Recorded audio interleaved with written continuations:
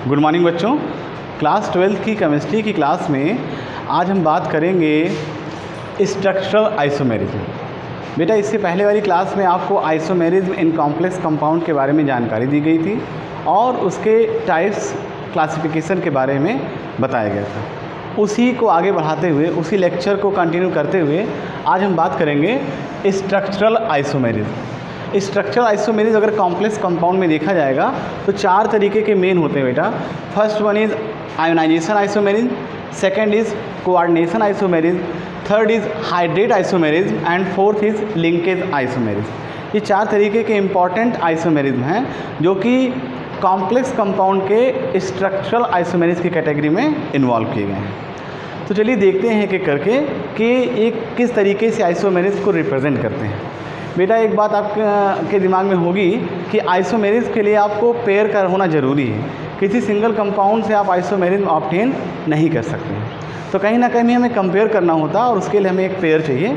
तो उसी पेयर के अकॉर्डिंग हम आइसोमेरिज्म को डिफाइन कर सकते हैं। तो चलिए शुरू करते हैं।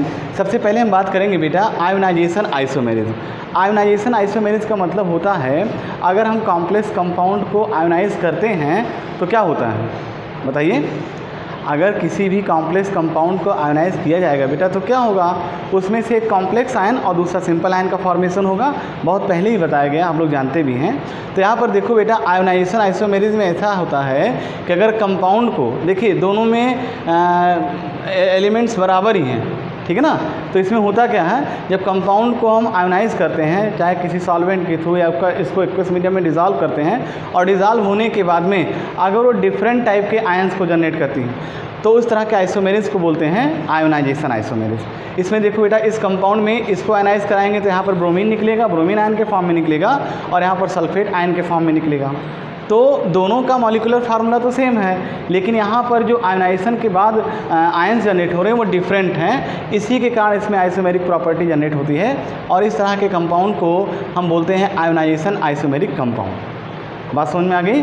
अगर कोई कॉम्प्लेक्स कंपाउंड है और कॉम्प्लेक्स कंपाउंड को हम आयोनाइज कराते हैं और आयोनाइज होने के कारण उसमें डिफरेंट टाइप के आयंस जनरेट होते हैं, तब इस तरीके के कंपाउंड्स के पेयर को आयोनाइजेशन आइसोमेरिक कंपाउंड पेयर बोलते हैं और इस प्रोसेस को बोलते हैं आयोनाइजेशन आइसोमेरिज्म। क्लियर। अब हम बात करेंगे कोऑर्डिनेशन आइसोमेरिज्म। कोऑर्डिनेशन आइसोमेरिज्म क्या होता है, इसमें देखो बेटा दो डिफरेंट पेयर यहाँ पर भी लिए गए हैं। आपको बहुत पहले ही नॉमेनक्लेचर के दौरान बताया गया था कि अगर इस तरीके का कंपाउंड जिसमें आपके दो पार्ट दिखाई पड़ रहे हों तो उसमें जो पहला पार्ट होता है उसको बोलते हैं कैटायनिक पार्ट और दूसरा पार्ट जो होता है उसको हम ऑटोमेटिकली एनायनिक पार्ट में कन्वर्ट कर देते हैं, एनायनिक पार्ट मानते हैं। आपको नॉमेनक्लेचर के दौरान बताया गया था ऑक्सीडेशन स्टेट निकालने के लिए हम इस तरीके की एक्टिविटी को फॉलो करते हैं। तो बेटा ऐसा आइसोमेरिज्म जिसमें कैटायनिक और एनायनिक कोऑर्डिनेट पार्ट आपस में एक दूसरे को इंटरचेंज कर देते हैं, इस तरीके के आइसोमेरिज्म को बोलते हैं कोऑर्डिनेशन आइसोमेरिज्म। फिर से ध्यान दीजिए, कोऑर्डिनेशन आइसोमेरिज्म क्या होता है बेटा। कोऑर्डिनेशन आइसोमेरिज्म में कैटायनिक और एनायनिक जो आपके कोऑर्डिनेशन स्फीयर होते हैं उस कोऑर्डिनेशन स्फीयर के सेंट्रल मेटल एटम अगर एक दूसरे को एक्सचेंज कर देते हैं तो इस तरीके के जो पेयर्स डेवलप होते हैं उनको हम बोलते हैं कोऑर्डिनेशन आइसोमेरिक कंपाउंड। यहाँ पर देखो, यहाँ पर सेंट्रल मेटल एटम CONH3 का होल 6 जो कि कैटायनिक पार्ट था और यहाँ पर क्रोमियम के साथ साइनाइड जो कि एनायनिक पार्ट है। इसका एक नया पेयर हम तैयार करते हैं जिसमें कैटायनिक पार्ट में क्रोमियम चला गया है और एनायनिक पार्ट में कोबाल्ट आ गया है। तो इन दोनों की प्रॉपर्टी में थोड़ा सा डिफरेंस हो जाता है due to inter exchange of central metal atom cationic and anionic part. बात समझ में आ गई।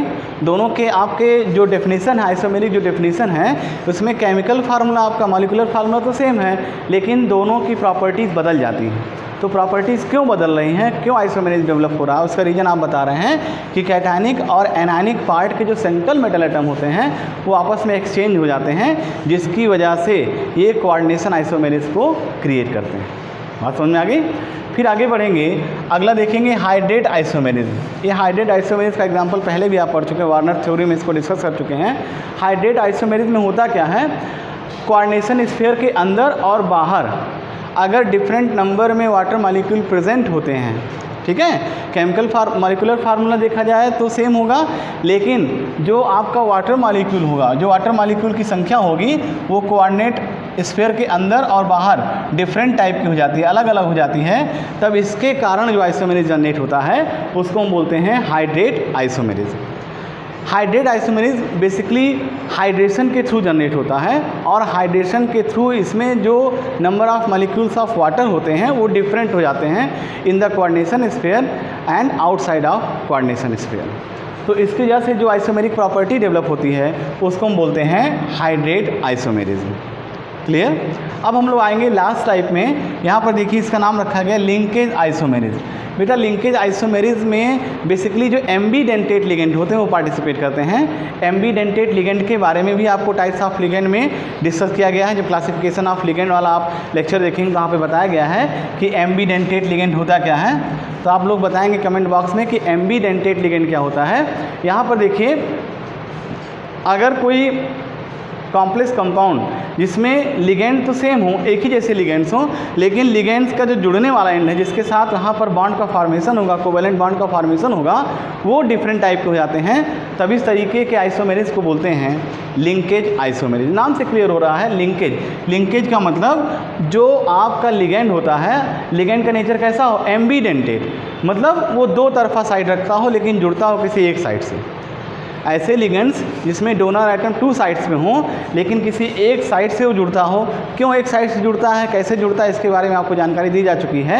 तो यहाँ पर देखो बेटा NCS थायोसाइनाइड्स हैं, ये एक बार N की तरफ से जुड़ रहा है, एक बार S यानी कि सल्फर की तरफ से जुड़ रहा है। तो इसकी वजह से इस कंपाउंड की प्रॉपर्टी में थोड़ा सा डिफरेंस हो जाता है, प्रॉपर्टी अलग अलग शो करता है कंपाउंड।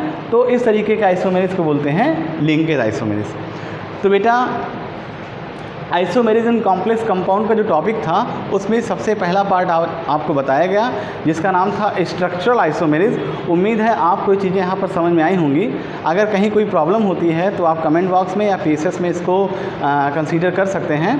आज के लेक्चर में आप लोगों के लिए बस इतना ही। इस कॉन्सेप्ट को अच्छे से तैयार कीजिए। बोर्ड में आपके पास जो क्वेश्चन आते हैं वो ऐसे ही आएंगे, कुछ कंपाउंड दे दिए जाएंगे और आपसे पूछा जाएगा कि भाई इसमें किस तरीके के आइसोमेरिज्म हो सकते हैं और क्यों। तो उसको बाकायदा जब तक आपके अंदर कॉन्सेप्ट फुलफिल नहीं होगा तब तक आप आंसर नहीं दे पाएंगे। तो इसके लिए बहुत ही ज़रूरी है कि आप कॉन्सेप्ट को चेक करें और अच्छे तरीके से समझें। कहीं पर कोई भी प्रॉब्लम हो तो उसको आप टीचर से कंसल्ट कर सकते हैं। आज के लेक्चर में आप लोगों के लिए बस इतना ही। अच्छे से तैयारी कीजिए, आपका बोर्ड एग्ज़ाम भी आने वाला है और खूब अच्छे से मेहनत से तैयारी कीजिए। ओके बच्चों, थैंक यू।